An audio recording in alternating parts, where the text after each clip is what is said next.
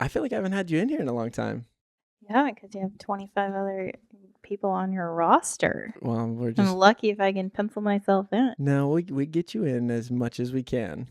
You're definitely one of our top favorite guests. One of your top favorite guests? Okay, Can we all just stop and look at the name of this podcast? Isaiah and Dana. Thank Oh, you. okay. I'm the Dana. Well, we're happy to have you back again. I'm very happy to have you back I'm happy again. to have you. I'm gonna start doing solo episodes. I would love that. I'd be very interested. You know what I actually want to bring up before we get started? I want to hear it. You mentioned that there are some people in your life that told you that they don't like our podcast, that they think it's boring. And to that, I say, great. I love that. Because I think, for one, it would be weird if we had a podcast that just like 100% of people liked. That's a good point. That would be weird. And if that was the case, that would be totally fake, because nobody likes everything about everybody. You know, like everyone is different. You're not everybody's cup of tea. Not everybody likes tea. You're not everybody's peach. I don't even like tea. Some people don't like peaches. I don't get it. I like peaches as long as it's a good peach. How do you eat peaches?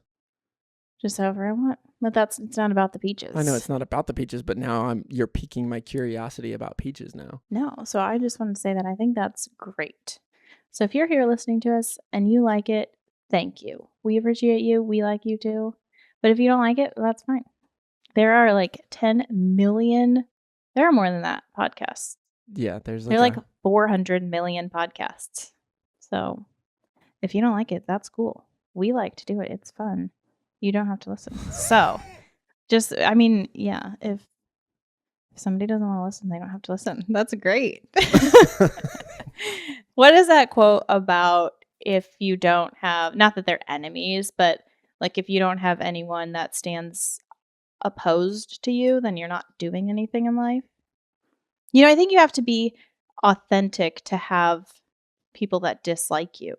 Well, not necessarily, but if you are authentic, naturally people are just not going to like you, and that's okay. I can't be friends with everyone. I don't have the bandwidth for that. So that's a good point. One of the things that I was thinking about this past week in reference to this is that, you know, a lot of people, maybe not a lot of people, but actually it's not even involved with people. There's that one quote about, you know, what do you call it? The maestro? Who's the guy the conductor? The conductor has to turn his back on the audience to be able to create something great. Yeah.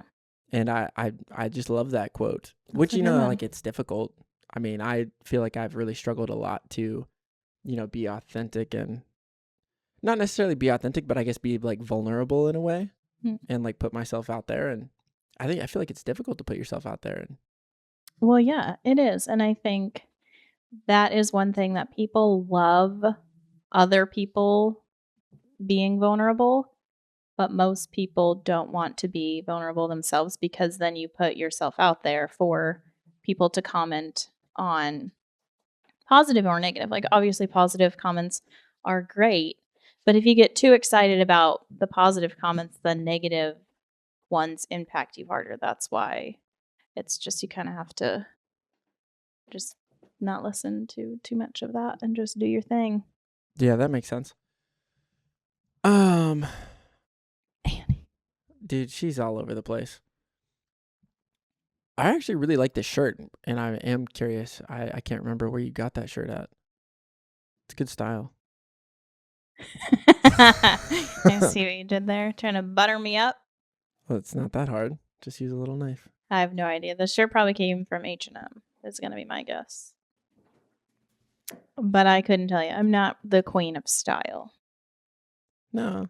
No one has Nobody's ever. perfect with style. No, let's not do that. I am not.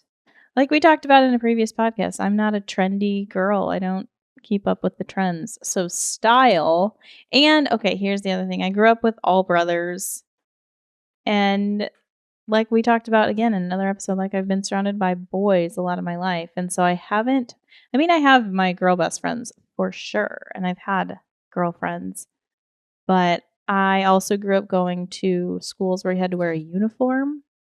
So in my formative years, there was really not a lot of style that went into dressing. Plus, I grew up in the like 90s and 2000s, which we know was the best style. No, I mean, there wasn't that much style going on. People just wore jeans and tops, really. Like it's not like style is today. I don't know. All I'm saying is I'm not a style queen. And I know that. I actually would it's something that I'm working on trying to get better at learning more about style because I do think that it's interesting. Mm-hmm. But yeah, it has never been my forte. Well, that actually kind of leads me into my first question, I guess. I know we wanted to talk about what it was like to live in Hawaii today. But okay, so when you first moved to Hawaii, how did your style change going from, living in the cold to living in the tropics? That's a good question. Look at you. So that's the other thing. So I grew up in the Midwest. It got as cold as it gets and as hot as it gets and everywhere in between. So, and then I had, of course, after I'm out of school, when I am going to work and I go to work, I work out, I just hang out, I go out. There's all these different things that are different. You wear different clothes for. And then you have 4 seasons, but like 400 seasons. And so how are you supposed to am I supposed to have a work wardrobe for summer, spring, fall, winter, and then a going out wardrobe for summer, fall, for whatever, all the seasons. We know the seasons. A wardrobe for working out, a wardrobe for just lounging.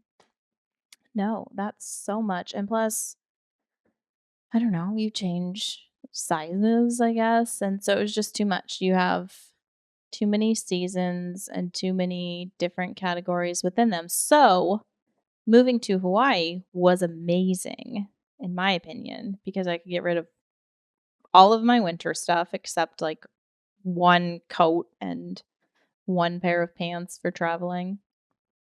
But it was mostly just swimsuits, jean shorts, and then a tank top.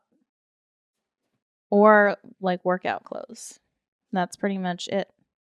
So you basically just took your gym outfits and No, not even because summer outfits.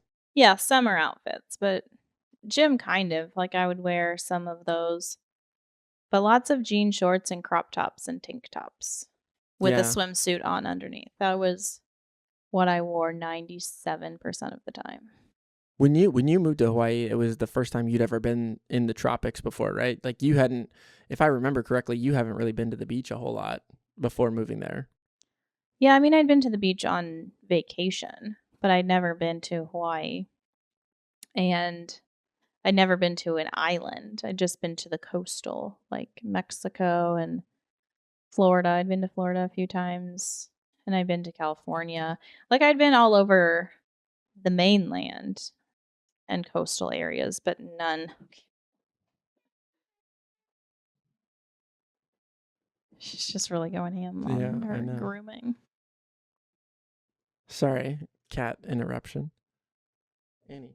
We need to. I love her, but we can't have her like. Yeah, she's just all up in the business. Yeah. Lost my train of thought. Where were we? Style, wardrobe. Why? How did your style change moving to Hawaii?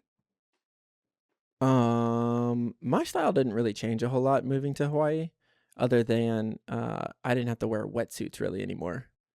But I mean that kind of was like a colossal mistake on my part when I moved to Hawaii. I got rid of all of my cold weather gear. Like I used to have like a snowboard and snowsuit and all of this stuff, and I was like, oh, I'm not going to use it while I'm in Hawaii. And then, well, I mean, I didn't use it while I was in Hawaii, but I did find out that it gets cold AF up in the mountains in Hawaii on the Big Island. Yeah, but how often are you there? I mean, I'd spent a decent amount of time there.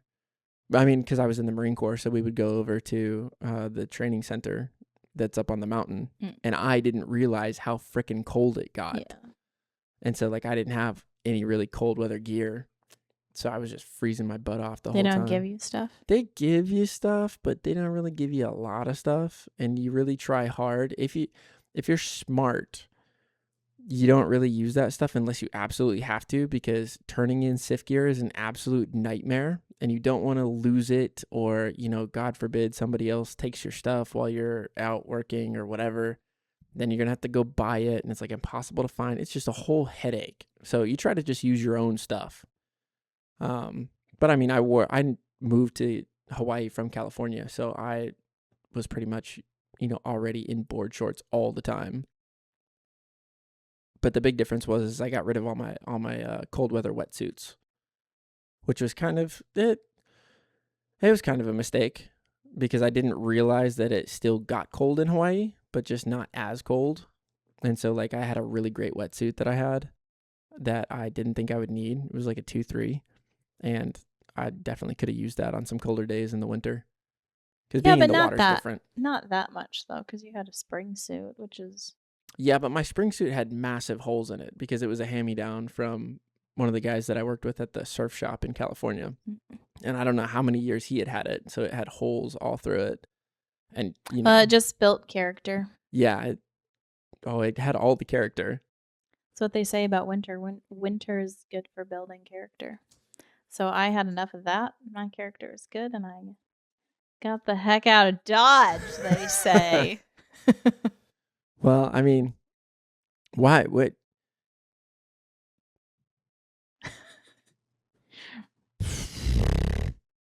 You lost your brain? Yeah, I lost my brain. Okay, so we're going to talk about what it's like living in Hawaii, because we get asked that a lot when people find out that we used to live in Hawaii. It's a very interesting topic to most people. And a lot of people, and most people have some sort of connection. They've either been there or they know somebody that lives there or something, but Hawaii is kind of this alluring subject that people like to talk about. Now that I got my brain back, I actually do love the Hawaiian style. I will say that. Just going back real quick to how my style changed. Surf shops in California don't really have a lot of like apparel, in my opinion, as far as like, you know, good style goes. But when you go to Hawaii, I feel like they have the best surf shirts. They have the best selection of board shorts. Everything's extra expensive, but I feel like the style was a lot better. It's much more of a beachy vibe. Yeah, I do like that. I never wore a sarong before Hawaii. I didn't know what a sarong was until I met you. It's, I don't know the proper way to describe it. A sheet that you wear. I don't know what the right way to wear it is. But when I was pregnant, I pretty much just lived in bikinis and sarongs. So That's a good look. Yeah, that is one thing that I like about Hawaii is you can be in a swimsuit anywhere for the most part. Mm-hmm. And you don't have to wear shoes most places.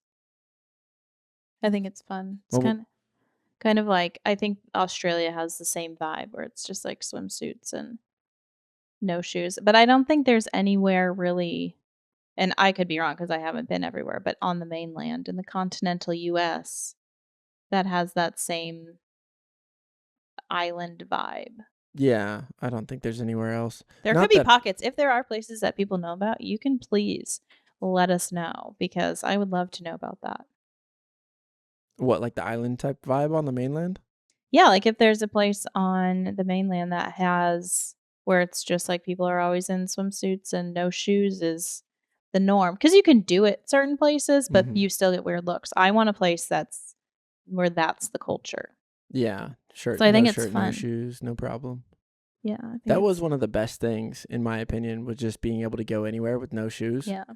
I don't think I wore shoes. Well, I did this in California too, but you still had to put shoes on when you went into stores, but I notoriously didn't wear shoes for long stretches of time. Yeah, I think that was one of my favorite things about moving to Hawaii is just being able to wear a swimsuit everywhere. You could just be sandy to go out into the store or to grab food after you're at the beach. Like, you don't have to put proper clothes on. You don't even have to put any clothes on. Like, I mean, Okay. you're wearing your swimsuit, but you could go it would be really normal to go to like the poke shop or the grocery store or whatever just in your swimsuit with like hair still wet, sandy feet, and you probably wouldn't be the only one. So no one's going to look at you weird. Yeah. Or you can throw on a surf poncho, which is like a poncho but a towel basically, and you can just walk around, go to shops in different places wearing that. Whereas if I did that here, people would They'd look at you weird. they would look at me weird, and I don't think it would fly most places. Even like in walking around in our neighborhood.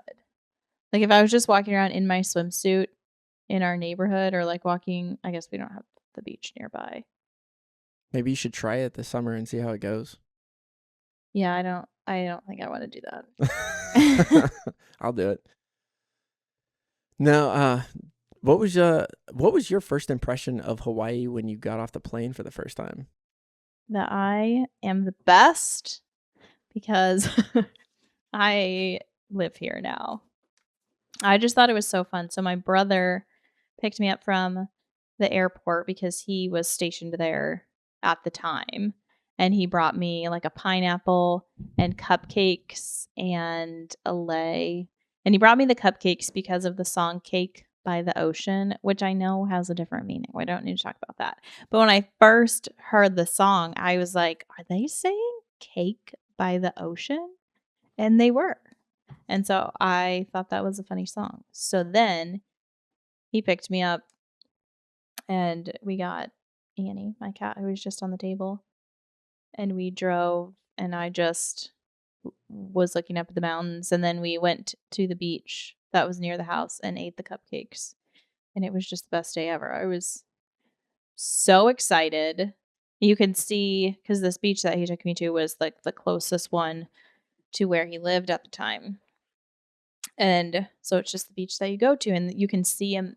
You can see a mountain. Gosh, I'm losing control of my chair. And I remember him telling me, yeah, we hike that mountain. And I was so turned around, like I didn't know which way was which. And I thought that was so cool. And then later that became my daily hike. And I think I was just in awe that this was a real place, for starters. And two, that I was living there. Mm-hmm. And it was cool because I had intentionally quit my job and I was going to just hang out for a couple months and live the island life. And then I was going to find a job. So I was just in this place that was really, yeah, I'm trying to get you to move your foot. I thought you were just like, oh, I like you. No. Well, I wanted you to move your foot. Oh, okay.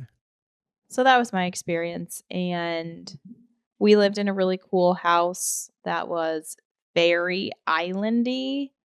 Like you always had the windows open. They aren't even real windows. They're just glass slats. So your house is never really closed. You always have the windows open and air flowing through. So it was very exciting to me. What's an islandy house like? Have you ever seen Lilo and Stitch? No, I haven't. I don't know how to describe it. You just have to like go into one. Yeah, I mean, it was small, neighbors were close by, but again, it had these slat windows that you just open and close for airflow. Mm-hmm. And we had a carport instead of a garage, which that was news to me. And we had a refrigerator in the kitchen, obviously, but then another one in the carport. And I just thought that was so cool. Like, how do people not come up to your house and just steal all your food out of your fridge? But it's just a very common thing to have an extra fridge outside and your laundry outside. And so I think there's just some level of trust that most of the island has that stuff, some of that stuff outside because you can. Mm-hmm. So everybody kind of just has to respect everybody else's stuff because you're all living that way. Right. Now, not everyone, and it also depends on what area you're in, but yeah. That's my long answer. What was your first experience of the island when you arrived? What time of day did you arrive? Shit, I flew overnight. So I got there I think I got there roughly around like 7 in the morning because I flew through Los Angeles. Oh, so you didn't really have that far to go. No, I mean I 'Cause left. flying from California is the closest. Yeah, let's see. I checked out of my unit because I was in the Marine Corps when I got over there. But I checked out of my unit on a Friday and I had until Monday to get there. And so like I hung out at a friend's house on base. And what was it? Yeah, I hung out at a friend's house on base on Saturday, and then another friend took me to the airport in Los Angeles, um, in the middle of the night, Saturday night, or like late in the evening. I can't remember what time I boarded my flight, but then I got in at like 7 or 8 the next morning. So, but I didn't. I kind of had the benefit of I had a lot of friends at the Marine Corps unit there that I was going to. So one of my friends that I actually had gone to the schoolhouse with to learn my job field, she picked me up from the airport the next morning. Mm-hmm. And it was cool because I hadn't seen her in probably like 3 years. But yeah, so she picked me up and then she was like so excited to see me. But we drove up the H3 and then it was like just kind of after sunrise, so everything like looks really beautiful with all the bright colors and everything. Mm-hmm. And coming through the H3 tunnel the first time was just insane. Yeah, that's how we came out too. And I remember then I saw the sign for Like Highway, but it's spelled like. And so I, being a newbie, was like, "Oh, like highway." And my brother right then and there was like, oh, "Okay, it's Like." Yeah. You gotta learn the Hawaiian language. Yeah, learn the language real quick. Don't stand out like a sore thumb and say everything weird.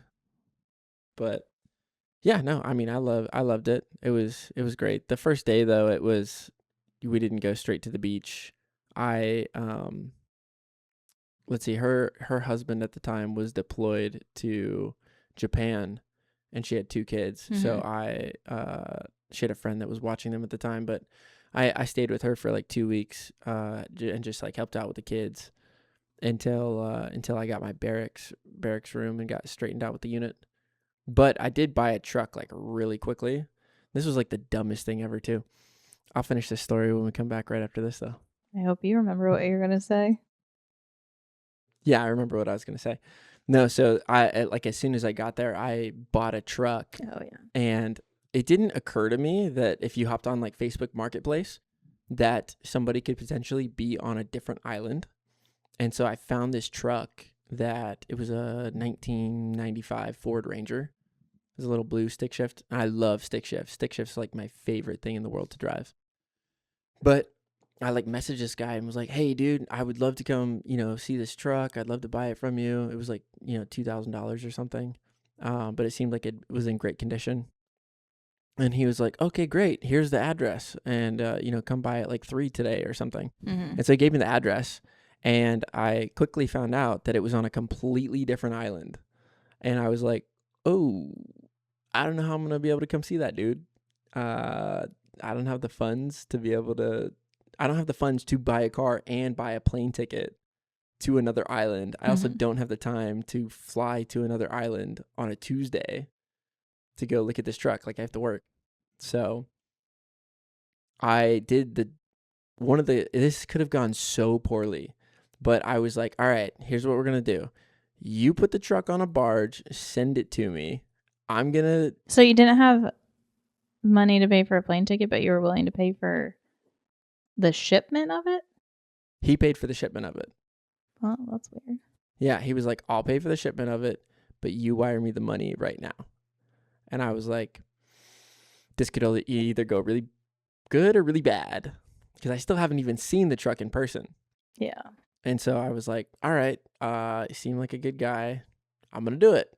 So I sent him the money and then he put the truck on a barge and sent it to me. And I picked it up like 3 days later, it worked out. Yeah. Thank goodness. It was a great truck. Worked awesome. I never had any issues with it. But that was not one of my brightest ideas because it definitely I could have gotten scammed so easily. Yeah. Buying a vehicle on the island It can be a little sketchy. it can be a good story after the fact. Yeah. Didn't you also have a Ford Ranger? I did have a Ford Ranger. So that the island thing, the being on different islands. I remember before I moved to Hawaii I was looking for jobs, and I remember trying to figure out based on an address which island things were on, and it was very confusing because nowhere in an address does it indicate the name of the island. So I found, never having gone to any of the islands, that was really hard to decipher from afar. And then after moving there, you just kind of get to know which places and which towns are on which island. But yeah, if you're just looking at a postal address, then they're all the state of Hawaii and then the name of the town. But it's not like it tells you Honolulu, Hawaii on the island of Oahu. Right. Or like, and a lot of them have similar names too. Like we used to live in Kailua, but on Oahu, but on the Big Island, there's a Kailua Kona. And so it's like if you don't know that little, but there's also, there's just a lot of overlap. So if you don't know, then it can be hard to figure out. Yeah. Unless you're putting everything into Google Maps, but that can be kind of exhausting to be like, which island is this on? Yeah. But yes, I did buy a Ford Ranger as well. I think that long story is maybe for another day. All right, we'll save that one for another day. But I was thinking about you mentioned your first experience at the beach. I purposely tried really hard to get orders to go to Hawaii because I loved surfing. Mm-hmm. That was like one of my major drivers in trying to go there in the first place. And the island of Oahu has Pipeline on it, which I'd watched thousands of videos probably of people surfing at Pipeline.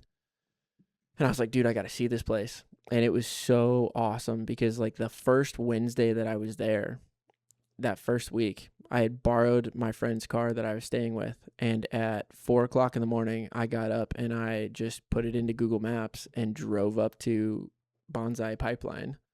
And I didn't really know what to expect. So I just parked at the parking lot right there in front of the beach and then walked out there.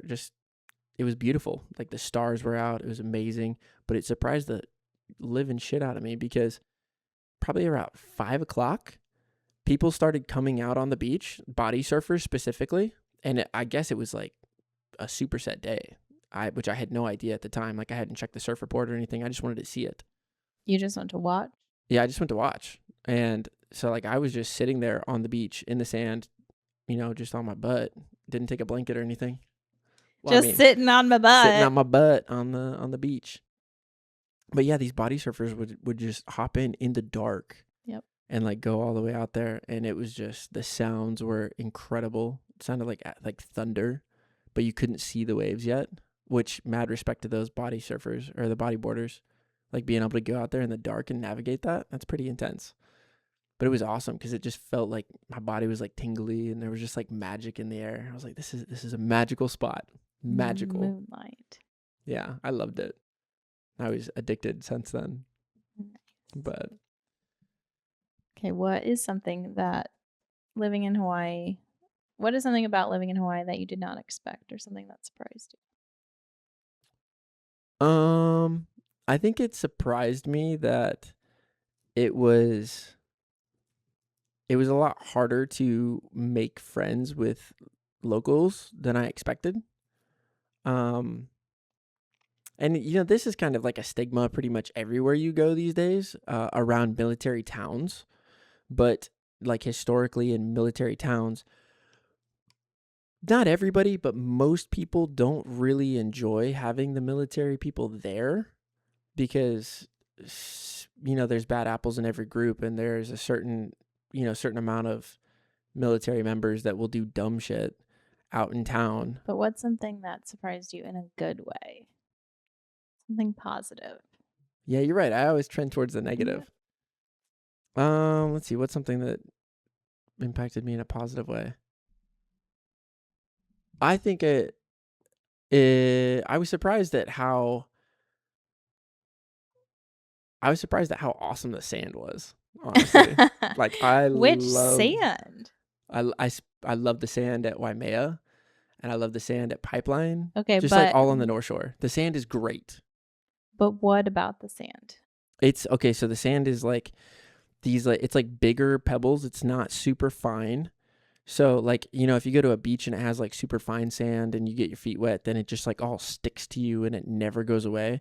But the sand on the North Shore is like these bigger grains of sand, and it will when it gets on your legs or whatever, it'll stick there, but you can just like brush your leg really good and it'll just fall right off. It's great. I love it. And I think it feels awesome on my feet. I think it feels like a foot massage. I will say that is a weird answer that I did not expect. However, I do agree with you because my limited beach ocean experience before moving there, I thought there was beach with sand and ocean with water and waves, and that was kind of the beginning and end of it. And then after moving there, I realized there are a million different types of beaches and of waves and of water and the way that the ocean moves and works and tides. And so in Hawaii specifically, you, especially on the island of Oahu, you can have whatever kind of sand you want, basically. You can have that really, really fine stuff up to like the pebbly type of sand. And then same with water. You can find super chill water in that you just get in your floaty and have your drink and you just chillax and relax. Or you can find monster waves that could kill you Yeah. if you aren't careful, and everything in between. So that is one thing that surprised me that I didn't know beforehand, that there are some beaches for relaxing, some beaches for bodyboarding, some beaches for surfing, some for rowing, some for, or I mean the ocean, obviously you're not doing that stuff on the beach. And so and then there's other areas with water that you just don't really get in unless you really know how to maneuver the ocean. Yeah. So that's something that surprised me. But that's what I love about Hawaii, because you can be any type of person and find the water and waves and beach that suits you. Sure. You know? Did you ever get island fever? A little bit, probably. I do remember reading about that because I did a lot of research on the internet before I moved there. But I was like, it's fine. I've Googled it. It looks fine. I did. So I remember reading about that and thinking, like, I would never. Well, for people that don't know, island fever, the way I understand it anyway, is, when you get stir crazy and, are kind of sick of being on an island. Yeah. Because the island of Oahu is like 40 miles side to side and 30 miles. Like, it's not very big. Yeah, you can drive the circumference of the island in about an hour and a half. Well, you cannot drive the circumference, but. Well, not the whole thing anymore. You used to be able to, but you can drive from the tip of Kaena Point all the way down and around the island up to the other side of Kaena Point. There's a big mountain range. Well, there's a couple, but there's one up at the top that doesn't connect by car unless you have like an off-roading Jeep. Well, yeah, but there's a fence too. Well, that's true. It's the end of the earth. Oh, but yeah, if you go up through the flats, then you can probably go all the way around. But anyway, you can't like drive. You can't do a full circle. Right. You could do a horseshoe situation. But anyway, the point is the island is not that big. So some people go crazy because they want to go somewhere else, which yes, I do think that I got that a little bit, but I didn't even probably scratch the surface on the things you can do on the island. There's so much hiking and so many things to do that I did do a lot, but there's so much more that I could have done.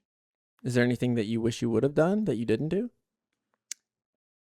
Yeah, there are a lot of hikes that I never did that I wish that I would have done. But also, I know that we will go back Yeah. plenty of times.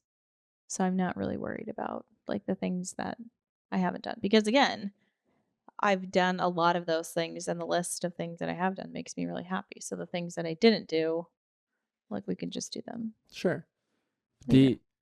Did you hike a lot before you moved to Hawaii, or was that No. no? No. How'd you become a hiker? I moved to Hawaii. That's what you do. Part of the draw, I think, for me moving to Hawaii is yes, it's expensive to live there, but you can have so many free hobbies. Sure. Like you can be a hiker. I mean, you maybe have to buy hiking boots or a surfboard or whatever, but the outdoors, for the most part, is free. There's a few touristy spots where you have to pay to park or do them, which I, for this very reason, did not do those things because I just felt like it's against principle to make me pay to do a hike. And there's a million others that you don't have to pay to do. So, no, I did not hike before. I had been on maybe 5 hikes before moving to Hawaii. Maybe. Probably 5. Really? Yeah. Were they real hikes, or was it like walking on a trail around a No, lake? they were real hikes. I did a few in Colorado, Oregon, and yeah, there were a few that were definitely not hikes that before I started hiking I would have called a hike, but I did a few legit ones, but not a lot. Because I remember starting to hike and I just threw on old gym shoes. Mm-hmm. And that was a bad decision because the bottoms were just totally flat. So it was really hard to hike even basic hikes because my shoes were just so slippery that then when I got proper shoes, that was a big game changer. But my first few hikes, I remember I went with somebody who had lived there for like a year, and he was very experienced with hiking these areas and did a lot of expert hikes. And so we would do non-expert hikes together, just like basic ones. But I didn't even know like where to step, what to look for, what to hold on to, what to not hold on to, that kind of stuff. And so I remember, just having to say to him at one point, like, I've barely ever hiked ever. You gotta slow down. I know this one's easy for you because you've done it a million times, but I haven't. So I need to learn. Where do I step? What do I do? Yeah. I hated hiking.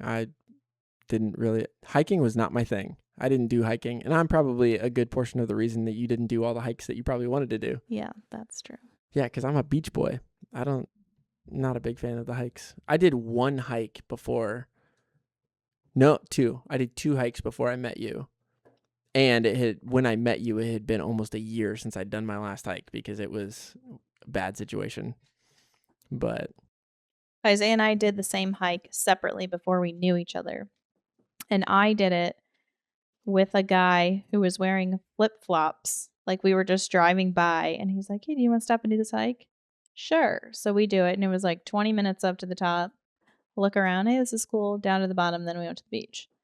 And so I was like, oh, this hike is so fun because it's cool. At one point, like you got to actually scale the side of the mountain, but it was just one little part. And so you could feel like so cool, but it obviously wasn't that challenging since I did it with someone in flip flops. And then Isaiah's like, I spent 9 hours on that hike. Okay. We did 2 totally different hikes. You did one portion of it. I did the whole thing. But you did it wrong. wrong. Yeah, we did it wrong. Okay. So I guess I'll get into that one. So it was a Saturday, and some of my Marine Corps friends had been like, not even some, it was 11 of us. And they were like, we're going to go do this hike. And so I was like, all right, I guess I'll go too because I want to be a part of the group and whatever. We did not pack. We didn't pack properly for the hike. I mean, we're all in like basketball shoes and whatever. Didn't have any water. You could do it in flip flops. Some people can, not us. But we didn't pack any water. We didn't pack any snacks. And we do the hike, and we did the 20-minute section, that you're talking about. That's all you got to do. I know, but it gets you to the name of the hike. I know, but then you just come back down. Right, but we were like, okay, that was too easy. We got to do something else. So, one of the guys was like, let's go up that way. And so the rest of us being, young and stupid, we were like, sure, let's do that. So we start going up what seemed to be like this trail, and it ends up taking us up the ridgeline of the mountain to where there are spots on this where it's like maybe 1 foot wide. We're on the peak of the mountain. So like you're looking off to the left and it's like a 500 to 600 foot drop. Looking over to the right, it's the same thing. And it gets to this point where you're climbing up at such a steep incline. You don't really want to go back down that way. So, and we just like kept going thinking it was going to get better. And so then we finally got to a point where we were like, dude, we can't go back the way that we came. So we're going to have to find another way down. And we continue on this path, and we end up getting like deep into the forest at the top of this mountain. And we find what we think is a path down the mountain. This was not a path down the mountain. It was a riverbed. But the riverbeds are dry when it's not raining at the top of the mountains. And so, we think this is a trail. So we're going down this trail.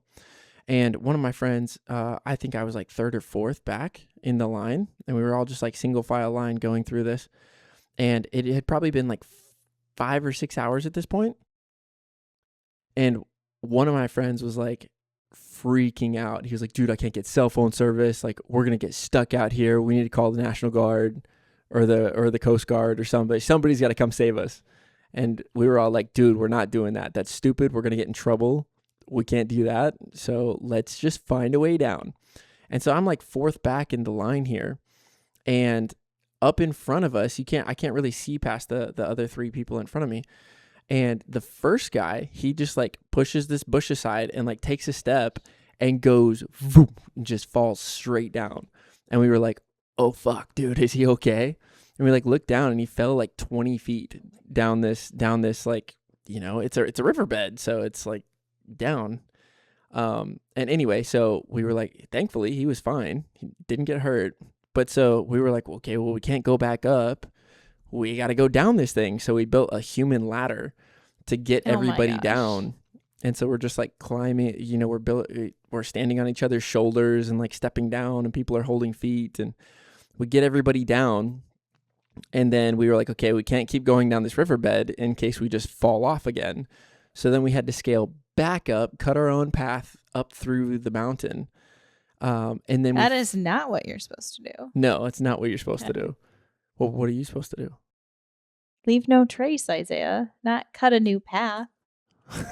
Well, I don't think anybody else is going the same path that we did. But so then we finally get up to this like ridge line that goes down. And so then we followed that down and ended up in somebody's backyard at the back of the mountain, which we found out was like 3 miles down the road from where our cars were. And so then we had to do the walk of shame down the road to get back to our cars. Nobody said a word when we got down. We all just got in our cars and drove home, and it was just silent. We were all so hungry, so dehydrated, and I didn't do a hike again for almost a year. Yeah, that sounds terrible. Yeah, it was great story, but and I don't know. I mean, looking back on it, it was a cool experience, but yeah, at the time I was like, this sucks, dude. I never want to do this again. Yeah, no, that sounds terrible. Yeah. So, I mean, that's why I didn't do a lot of hikes. And I didn't really trust other people to be like, yeah, let's go on this hike. And I was like, nope, I'm going to go to the beach. I like the beach.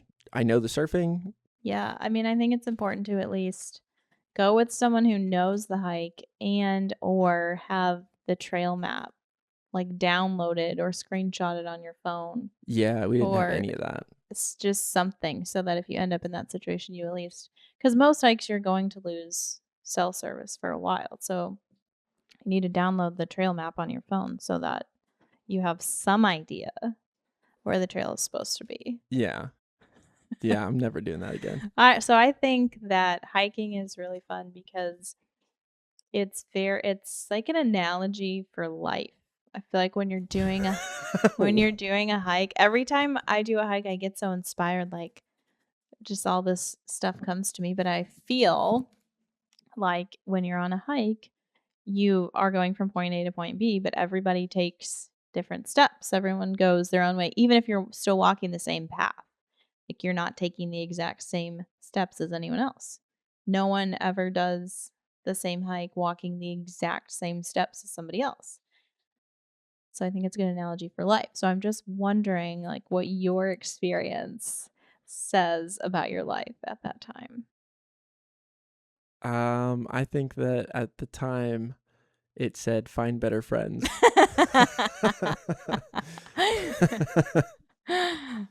Yeah. We'll be right back after that. And we're back. We're back. Okay, so I think that I don't know where we were, but I think that we need to stop and back up and you give your perspective on what it's like living in Hawaii just in general. Just in general. Yeah, like what was your from living there, what was your perspective of what it's like? Because I think it's just in my experience it's so different than Yeah, it's living a lot of places on the mainland. yeah, it's completely different than anywhere, on the mainland. I think that one of my favorite things about Hawaii overall is the traffic. I mean, the traffic's really bad. It can be really bad at times because it's just very, very crowded. But the way that people drive in Hawaii is the best because most everyone drives with Aloha, which Okay, but you have to give like what does that mean? If you've never been, you don't know. I'm about to explain it. Okay, but you're going like pigeonholed. I want just broad strokes. Broad strokes. What was the question again?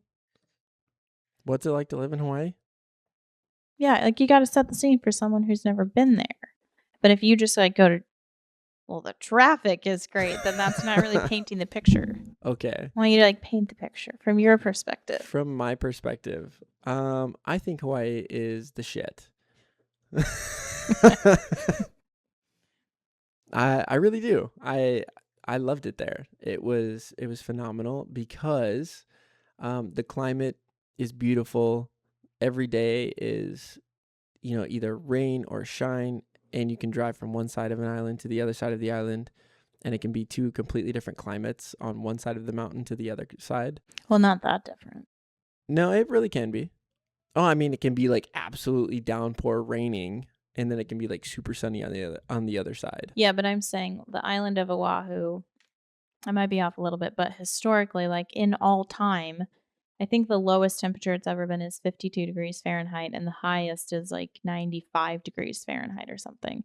So it's very, like, it's going to be about 70. And it might be raining or it might be sunny. And on one side, you could have it be raining, the other side's totally sunny. But it's not like a blizzard on one side and then like 100 degrees on the other. I would argue that for people that have lived there for a long period of time, those are drastically different climates because on one side, you're going to be wearing board shorts, and on the other side, you're going to be bundled up because you think it's cold. But we're talking about people who haven't lived there. I guess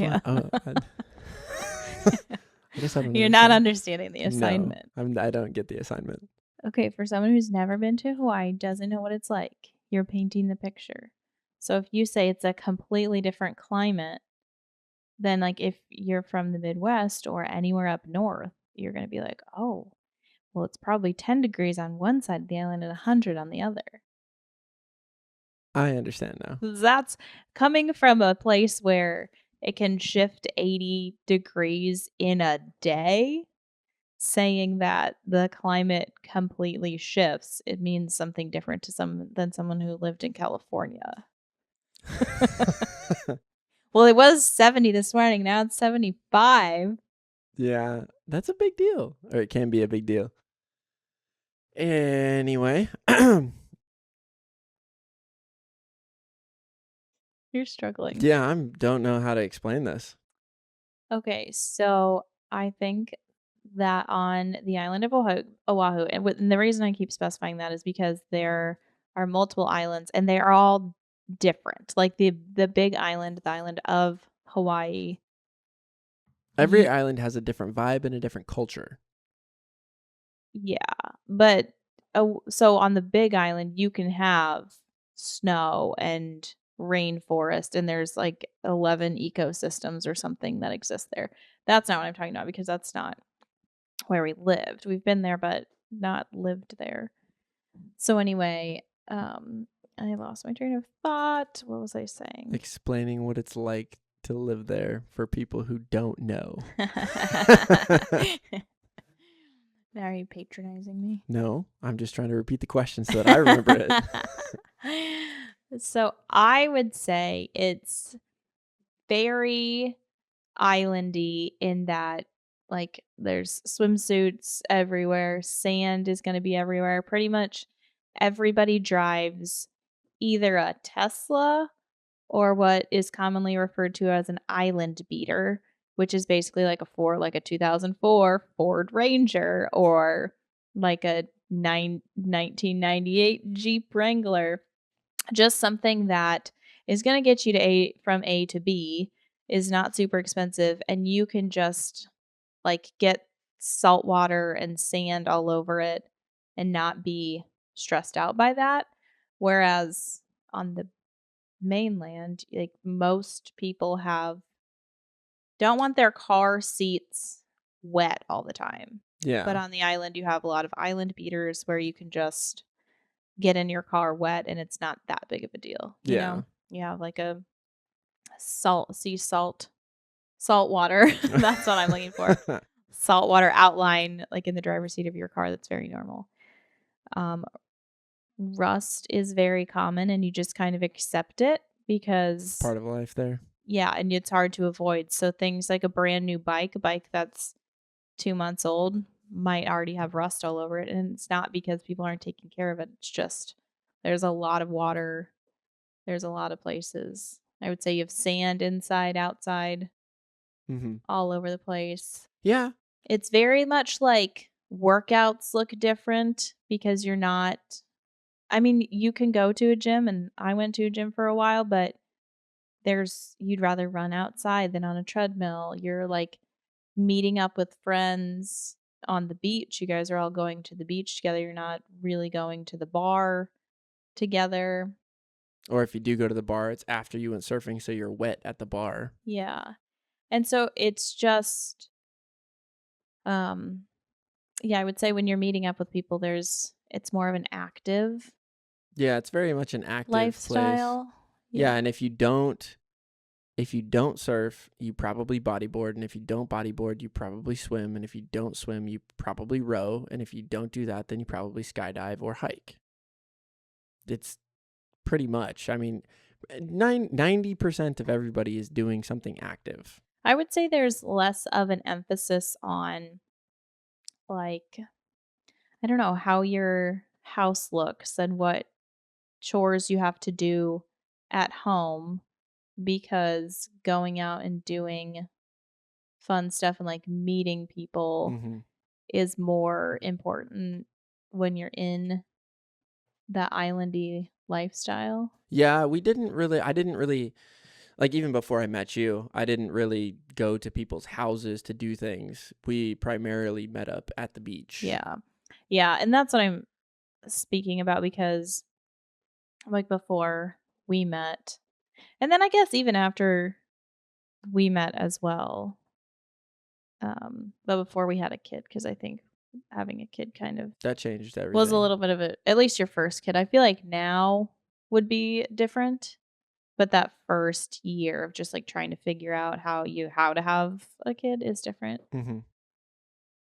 But yeah, I think there's in my opinion 2 groups of people on the island, like the ones that are from there and have lived there their whole life, and some literally have never left. And then you have a lot of other transplants. So people who are military or people who just moved there because they wanted to.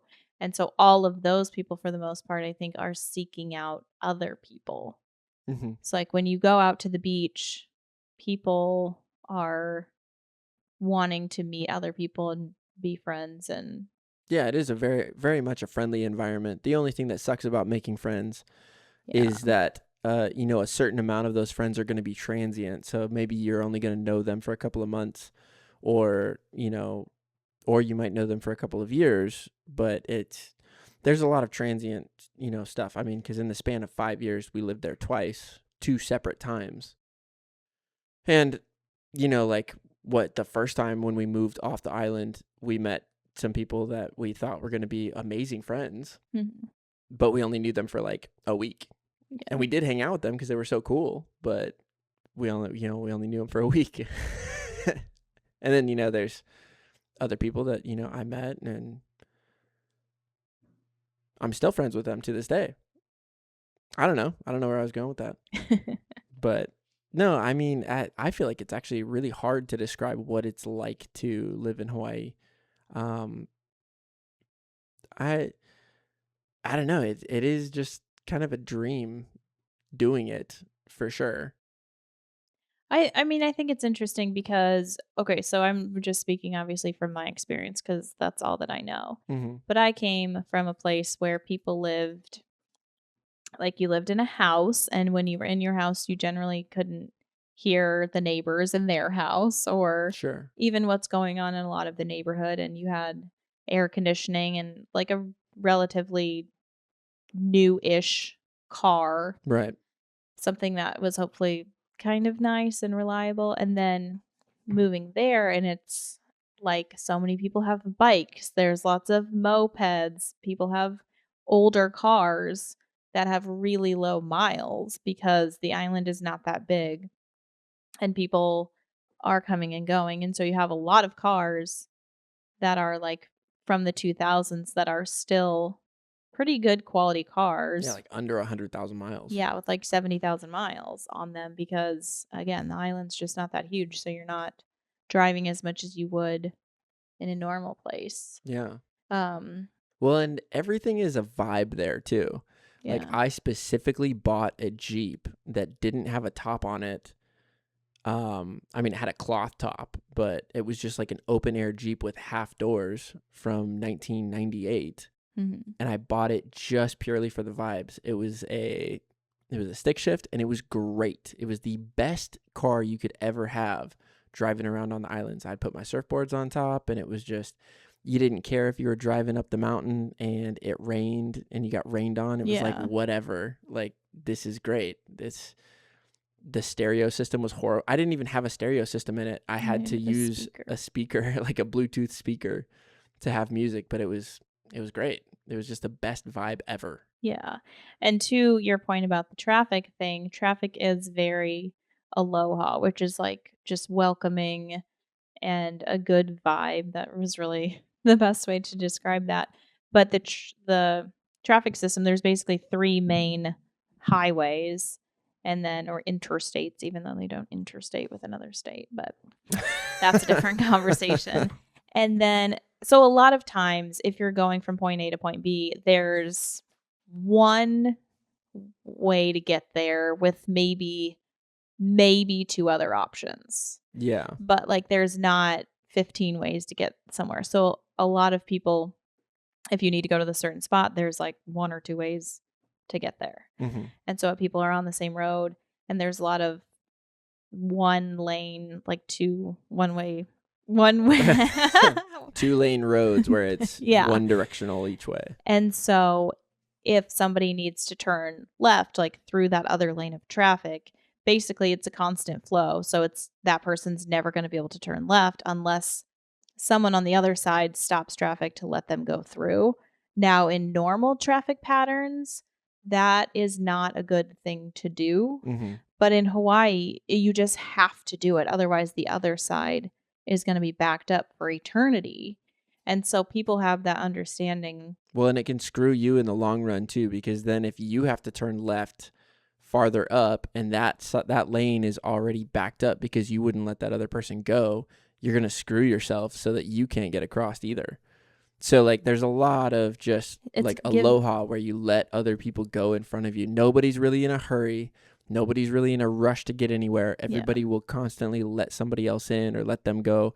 And it's just great. And almost every time, if you're a local and you let somebody in or whatever, the person who got let in will throw up a shaka, just to let them know that you appreciate them letting you in. Like, it's just good vibes all the way around.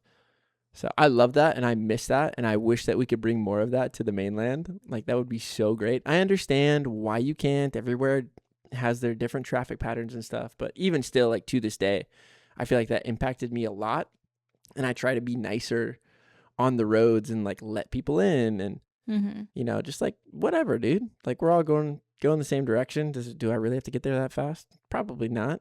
So yeah, it's a lot of island vibes, and I think the word vibes gets thrown around a lot more. But sometimes it's the only way you can describe it. An island time, that is a real thing. Yeah. Where it's like if you have an appointment at 1:00 and you show up at like 1:20, that's just, you're not late. Yeah, you're just on island time. And I think my perception of how that started, just based on living there and trying to do things on time, is, back in the day when not everybody had smartwatches and whatever, when you're out in the water, you don't know what time it is. And so you're just kind of like flowing based on the sun and how long you think you've been in the water. So if you have to be somewhere at 4:00 and you're in the water at 3:00, it's like, well, hopefully I don't completely lose track of time and I can get back in at the right time. But if I don't, then it's not going to be a big deal. That's something that really shocked me. I was like, whoa, island time, because I showed up somewhere on time and this lady who I was meeting with was like, what are you doing here? And I was like, we have an appointment at 1:00. She was like, I didn't expect you so soon. It's our appointed time. But island time is a real thing. Yeah. Because when you're out like in the water, it's a guessing game. Yeah, I was just thinking about that one time that I went surfing and was 4 hours late to seeing you.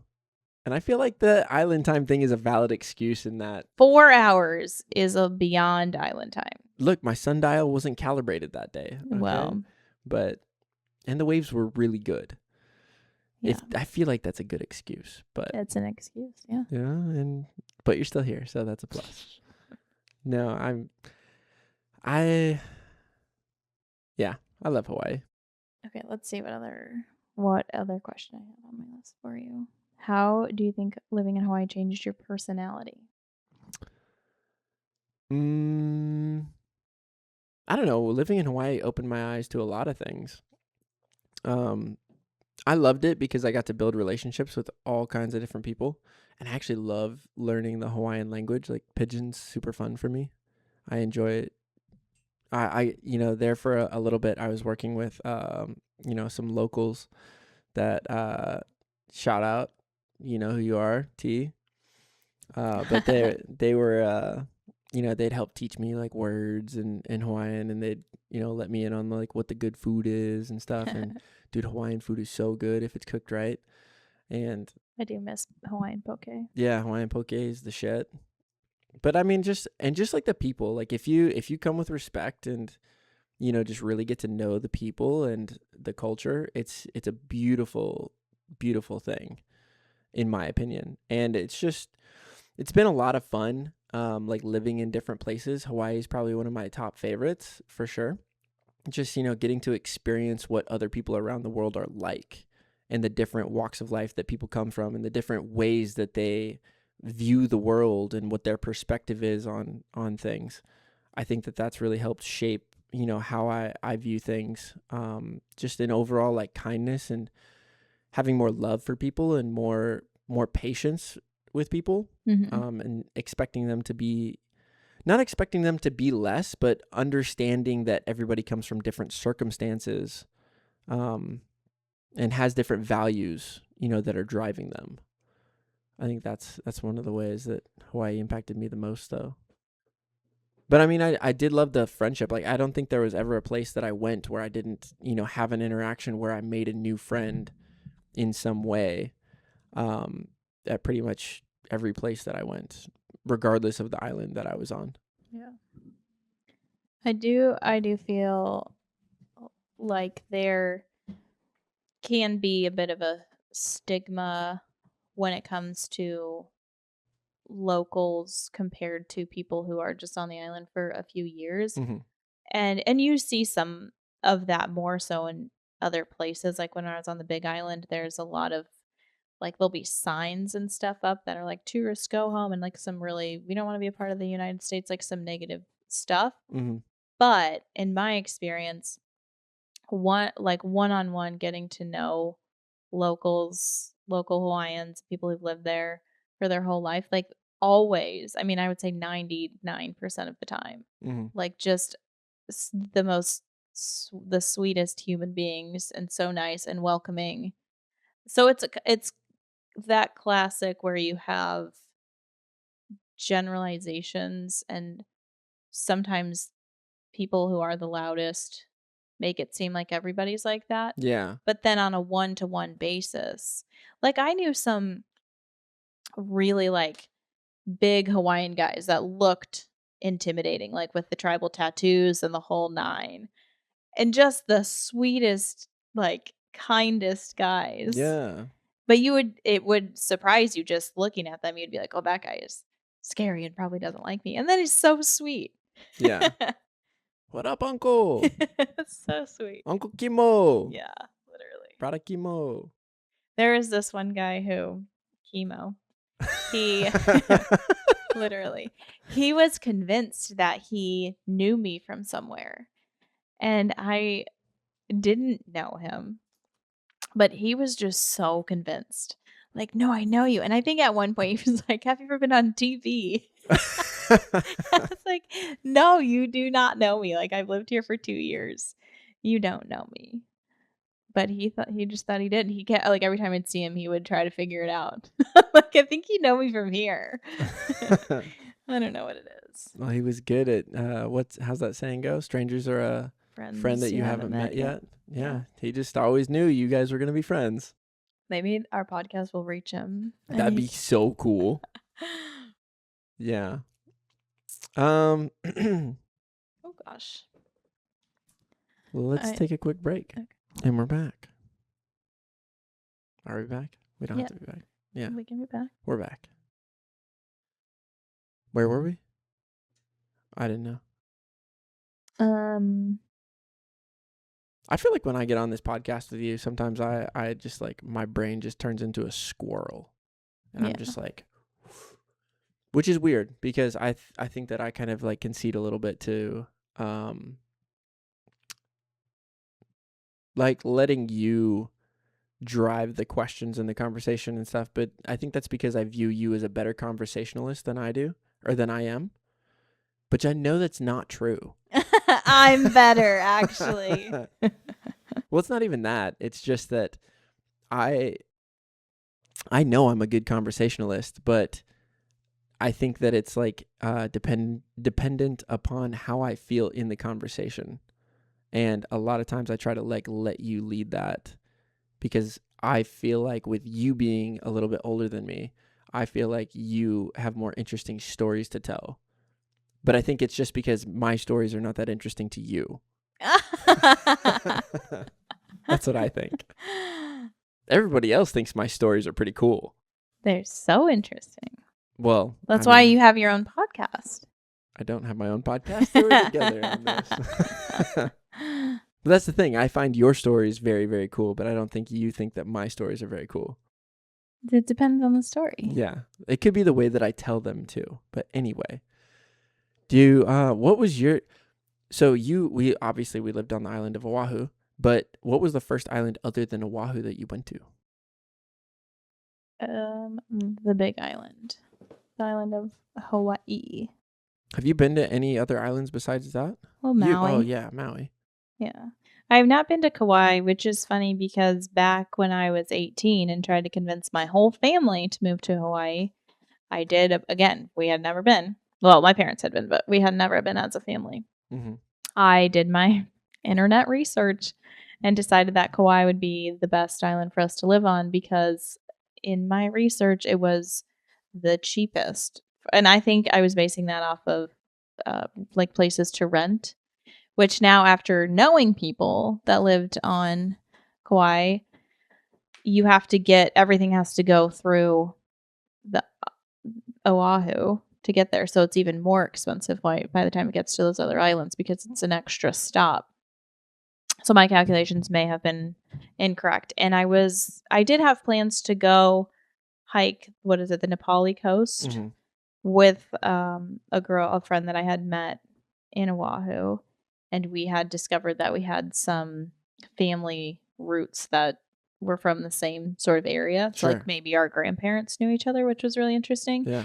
And you have to get a permit to do that hike and whatever.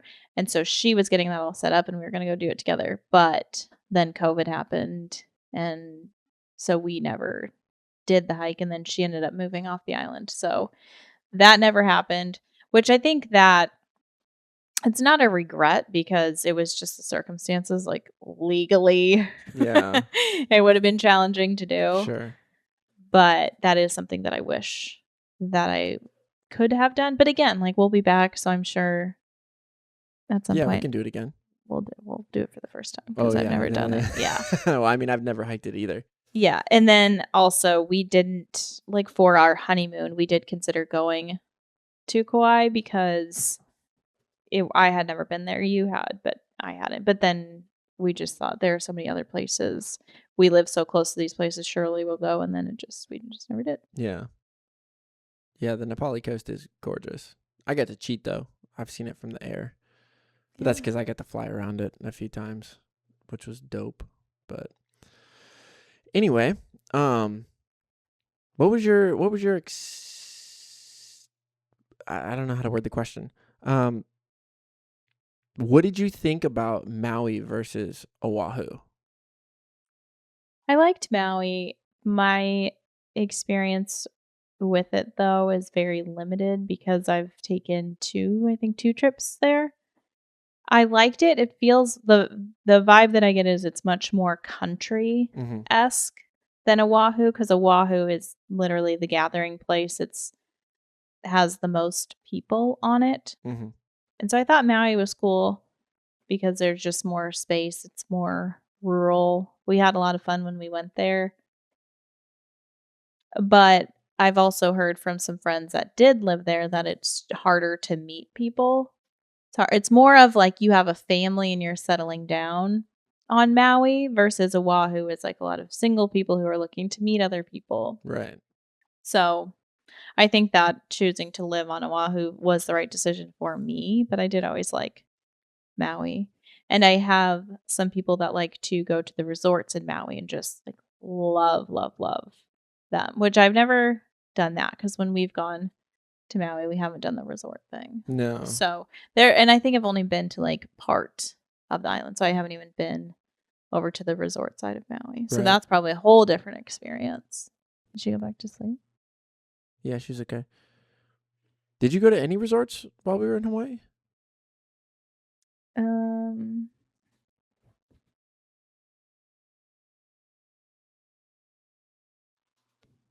Sorry, that was weird. That was a weird kill. I thought that I had messed up the audio recording. Why? And I thought I was recording through the wrong microphone. Just because I saw a little thing, so I had to like stop it and check it real quick. Wait, what's the opposite? What's the microphone? The Movo MDX. But at first it says... that thing records? Yeah, that's the microphones go through there. And so it records through there into here. But it is listed as these. And I didn't see that listed at first. And so I had to stop it to check it. And that's why I lost my train of thought because I freaked out for a second. You're okay. Yeah, I'm okay. I'm safe. What else about Hawaii? The surfing's amazing. Surfing's so good. It's the greatest place in the world. What do you have to say about that? I don't know. I don't know. I love Waimea Bay. Waimea Bay is my baby.